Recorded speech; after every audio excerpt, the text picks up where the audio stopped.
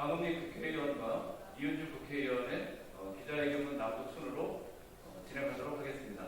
그러면 의원국 대표와 두 국회의원 모시도록 하겠습니다.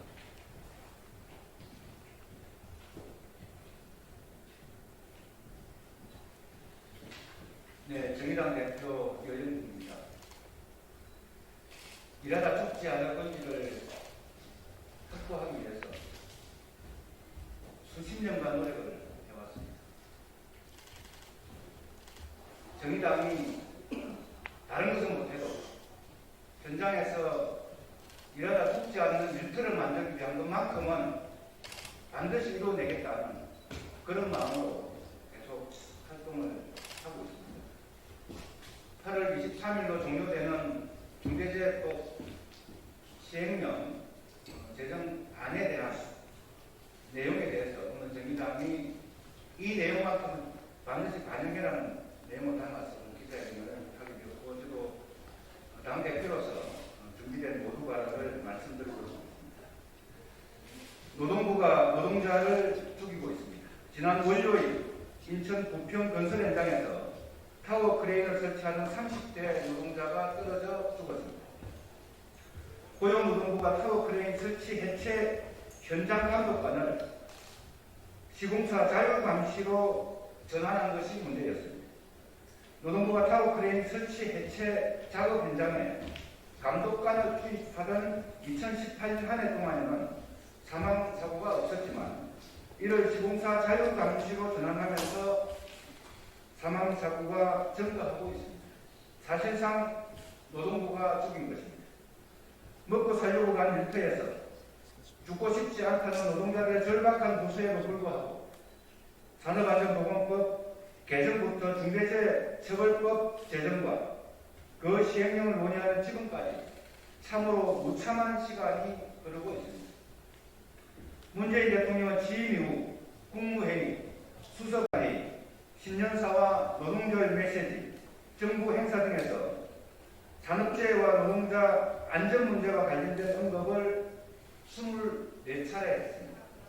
두 달에 한 번뿐입니다. 그러나 정작 중대재해기업처벌법 제정 과정에서 기업을 삭제하고 시행령을 논의하는 지금은 기업의 책임마저 흐리고 있습니다. 삼성 백혈병 피해자들과 김용균, 이한빈, 이선호 군을 애써 지우고 있습니다. 말과 행동의 강도로 노동자들은 어제도 오늘도 내일도 죽어갑니다. 기업 책임이 사라진 시행령은 절대 안 됩니다. 경영권 불법 승계를 위해 회사 돈을 빼돌려 뇌물로 준 국정농단 범죄 가담자 이재용 가석방을 법무부에 외주하면서 대통령은 책임을 회피했습니다. 기업의 책임을 흐리게 한 중대재해처벌법 시행령을 고용노동부에 외주하면서 또다시 대통령의 책임을 회피하려고 합니다. 그 무책임함을 절대 용납할 수 없습니다. 문재인 대통령에게 일말의 양심이라도 남아있다면 엉터리 시행령을 거두고 정의당이 제안하는 시행령안을 수용하시길 대통령께 직접 촉구드립니다. 노동자들에게 약속한 책임을 외주화하지 않기를 강력히 촉구합니다. 고맙습니다.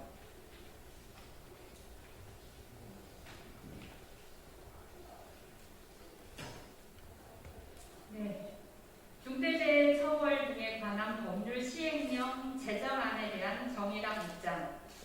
하루 평균 7명, 한 해 2천여 명. 대한민국 산재 사망 노동자의 숫자입니다. 일하다 다치는 사람은 한 해 10만 명이 넘습니다. 국민소득 3만 불, OECD 10위권의 경제대국 대한민국의 민낯입니다. 우리는 내일 수많은 부여 김군, 태양화력 김용균, 평택항 이선호를 마주하고 있습니다. 이러한 비극의 사슬을 끊어내고자 2021년 1월 26일 중대재해처벌 등에 관한 법률을 제정했습니다.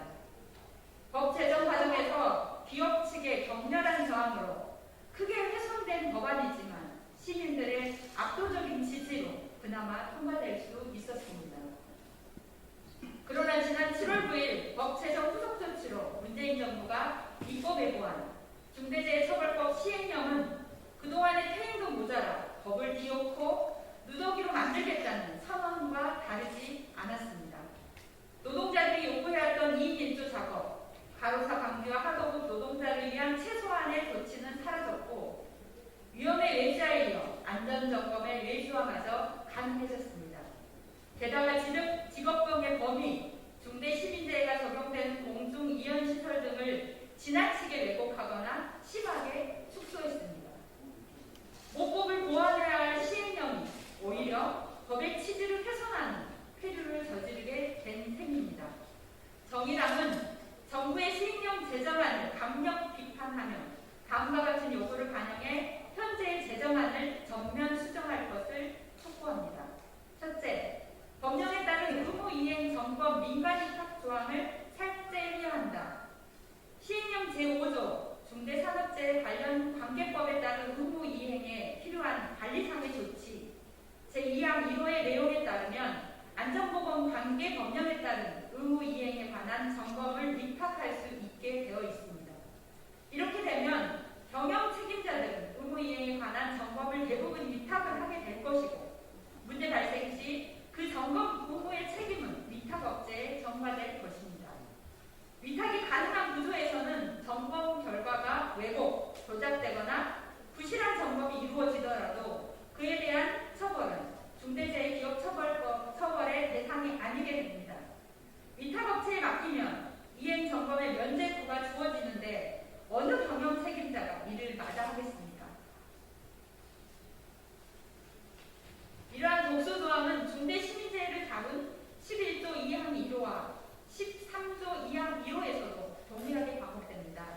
관계법령에 따른 의무이행에 관한 점검을 외부 전문기관에 위탁할 수 있다라고 적시되어 점검을 위탁한 경우 사업주 혹은 경영책임자의 관리감독 책임을 물을 수가 없게 되어 있습니다.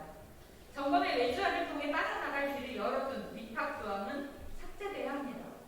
둘째, 종사자 전체를 대상으로 하는 경영책임자의 의무임을 명시적으로 규정해야 합니다. 노동부의 설명과 같이 시행령 4조의 취지가 전체 종사자를 대상으로 하는 것이라면 이것이 조문상에 명확히 명기돼야 합니다. 시행령 4조 1호부터 8호까지 각 호마다 종사자를 명시할 것을 요구합니다. 셋째, 2인 1조, 바로사 예방 등 적정 인력과 예산 확보 의무가 명시되어야 합니다.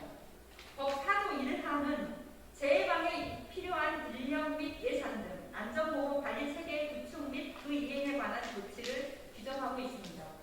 그러나 시행령 4조 4호는 재해방이 아닌 안전 및 보건에 관한 인력으로 협소하게 규정하고 있습니다. 부여 김군, 해안하력 김용준, 평택한 이선호 노동자들의 참사는 모두 위험작업에 적정 인력을 배치하지 않아서 생긴 문제입니다. 바로사 역시 적정 인력을 배치하지 않아 발생하는 문제입니다. 이러한 문제에 대해 노동부 시행령은 안전 및 보건에 관한 인력을 배치하면 된다는 답을 주고 있는 것입니다. 2인 1조 작업과 근속기간 6개월 미만 단독으로 할 수 없는 작업, 바로사 방지 및 안전작업을 위한 적정 예산을 편성하고 용도에 따라 집행하며 공공기관 안전관리 지침 규정을 준용, 보완하여 경영 책임자의 의무로 명시해야 합니다. 또한 매년 종사자의 재해방에 필요한 인력, 시설 및 장비 등을 갖추기에 적정한 예산을 편성하고 용도에 따라 집행한다는 내용이 반드시 포함되어야 합니다.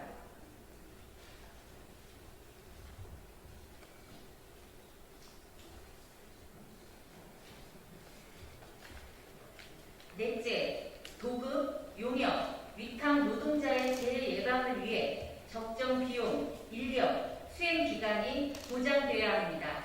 하도급 노동자들의 중대 재해가 끊이지 않는 것은 적정 비용, 인력, 수행 기간의 문제에 기인합니다.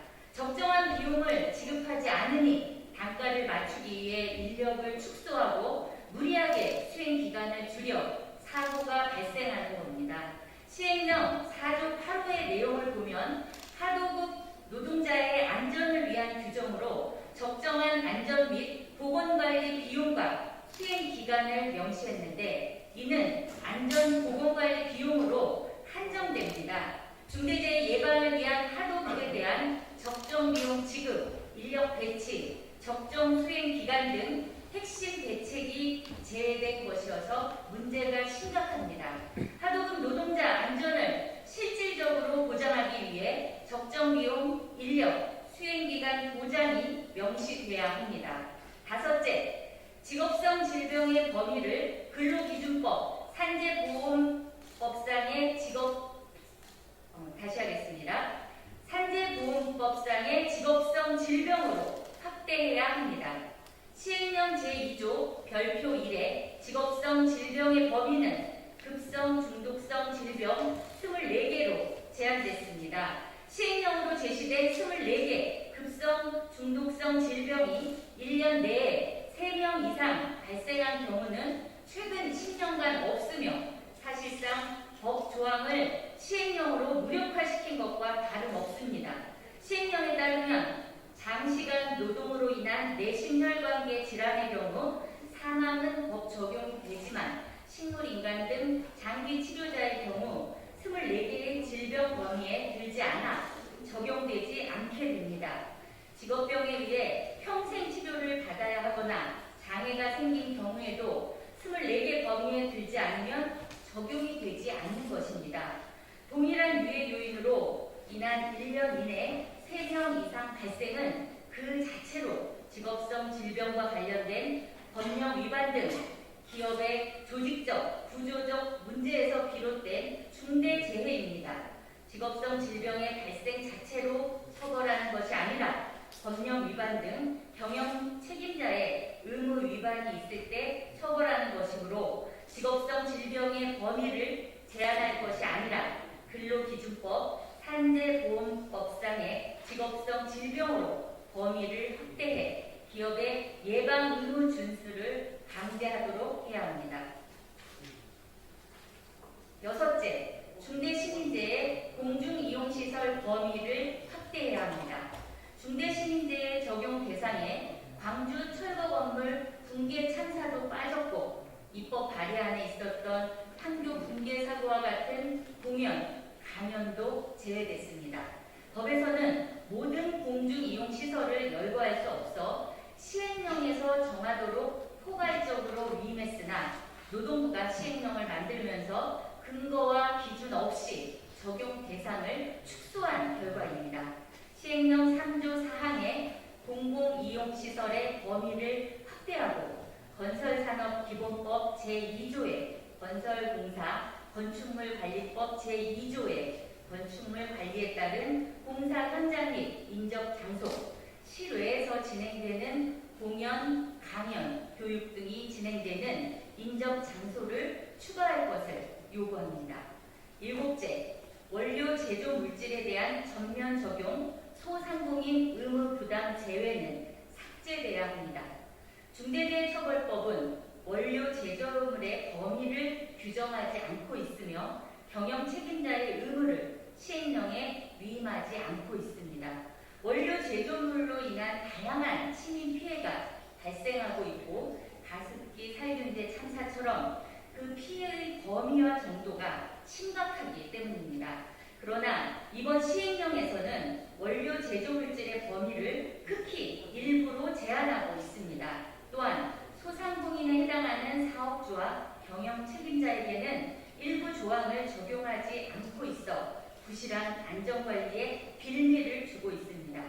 시행령 10조 3의 별표 5를 삭제하고 원료 제조 물질에 대한 전면 적용을 요구하며 10조 2항의 소상공인 업무 처리 절차 마련 의무 부담 제외 조항 삭제를 요구합니다.